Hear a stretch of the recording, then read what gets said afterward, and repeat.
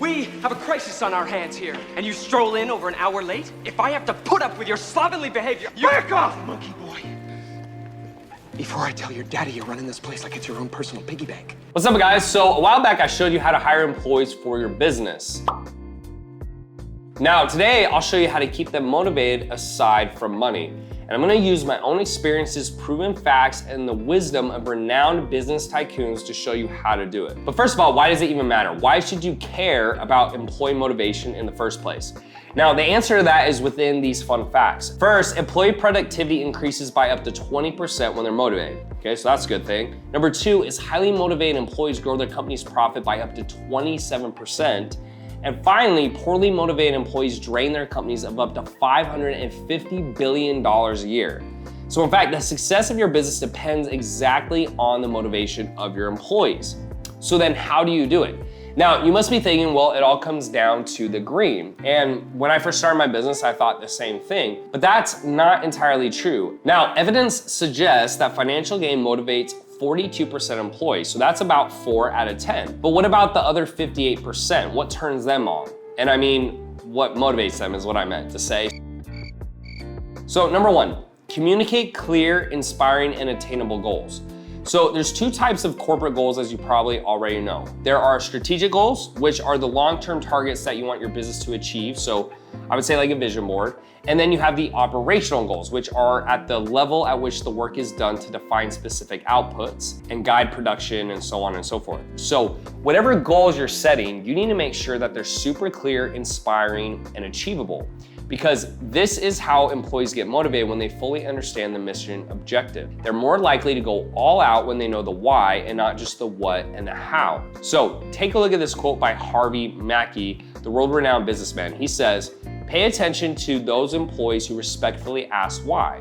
They are demonstrating an interest in their jobs and exhibiting a curiosity that could eventually translate into leadership ability." Let me tell you how I approach goals for my business. So currently, I have over 50 plus employees across my 4 companies, and part of that group is sales guys.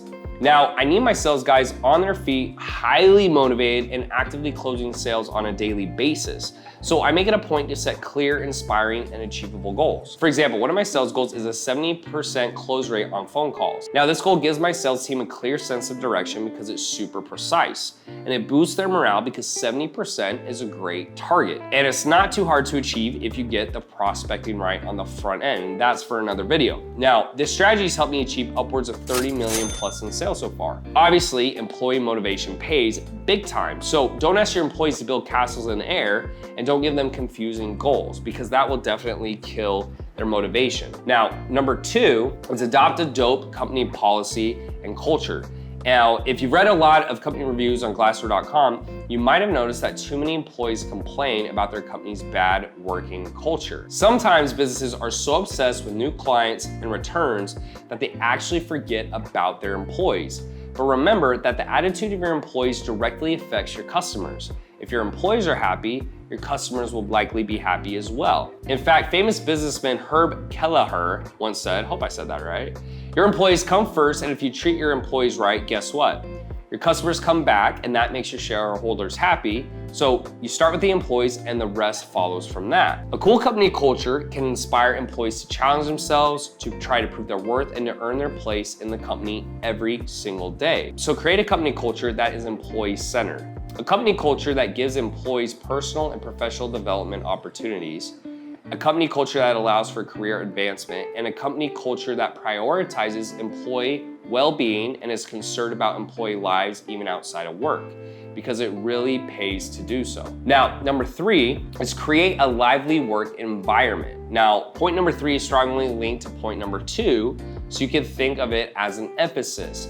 You need to have a workplace that is lively, jovial, and friendly. It's easy to think that a work environment is no place for fun, but that's really a misguided notion. Do you know that 44% of employees say that they get stressed out on the job? You definitely don't want that. You want to hear your employees are engaged, they're actively involved, and they're excited that they can help. And that's not just going to happen unless you create a welcoming environment. So in my case, all my employees currently work remotely, so they get to choose where to place their workstation. Whether that is their favorite beach, their granny's garden, their mom's kitchen, it's really up to them as long as they are productive and get the work done. So wherever they feel most comfortable working is fine by me.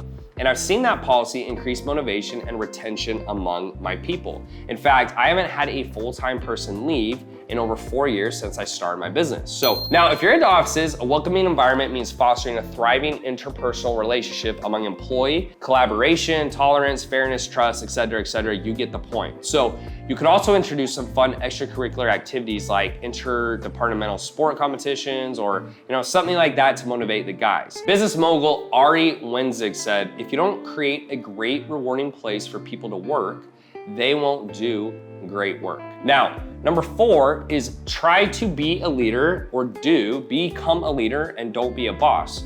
75% of employees quit their jobs because of their bosses. Gone are the days where CEOs were like kingpins bossing everyone around. Remember, you're running a business, not a dictatorship.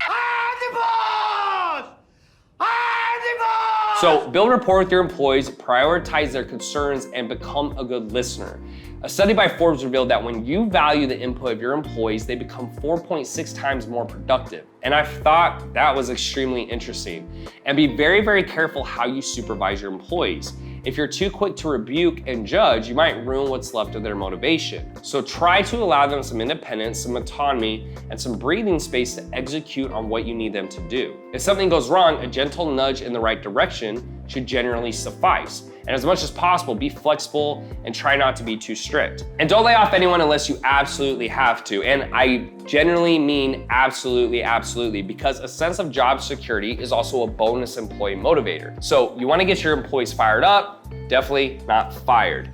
And at the end of the day, when employees see what a fine leader you are, a great leader, no doubt they're gonna want to stick around you. So think about this quote by popular author Araldo Bonavac. He says, motivating employees to work at the full potential is the main premise of successful management. Now, moving on to number 5 is what I call employee recognition. If you manage to stay awake in social studies class, you probably remember Abraham Maslow's theory of needs. Abraham Maslow argued that recognition is one of the best motivators outside of money.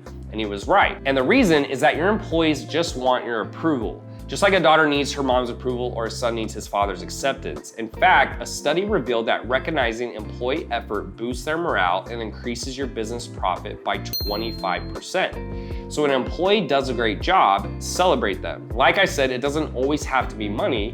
You can award plaques, promote them to a higher role, whatever you do, but make sure you show appreciation. Zig Ziglar, one of the best sellers of all time, said workers have 3 prime needs: interesting work, recognition for doing a good job, and then being let in on things that are going on in the company. So there you have it, folks. Employee motivation is critical to the success of your business, and nailing it requires more than just fair pay. If you ask the guys behind the companies on the world's best workplaces list, they'll confirm that they do these things that I've shared with you today, and that's why they're on the top of their game. Personally, I'm gonna make that list soon.